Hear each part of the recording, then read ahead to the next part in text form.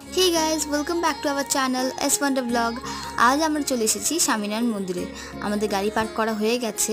এখানে গাড়ি পার্ক করতে 50 টাকা নিয়েছে। অ্যাকচুয়ালি অনেকদিন কোথাও যাওয়া হয়নি, তো ভাবলাম কোথাও ঘুরে আসা যাক, তাই এই বৃষ্টির দিনে আমরা এখানে চলে এলাম। আর এই বৃষ্টির মধ্যে গাড়ি করে আসতে বেশ ভালোই লাগছিল। এই মন্দিরটি পৈলান থেকে আরও 2.5 কিলোমিটার যাওয়ার পর ডায়মন্ড হারবার রোডের লেফট সাইডে পড়বে। এই মন্দিরটি কলকাতা 2014-তে উদ্বোধন হয় এবং ভারতবর্ষের বিভিন্ন রাজ্যে এই মন্দির আছে। শুধু তাই নয়, আরও অন্যান্য কান্ট্রিতেও আছে। এই মন্দিরের টাইমিং হচ্ছে সকাল 7:30 থেকে 12টা, তারপর বিকেল 4টে থেকে 8টা। আর আরতির টাইমিং হচ্ছে 7:30, 11:15, 7:45 এবং 8টা।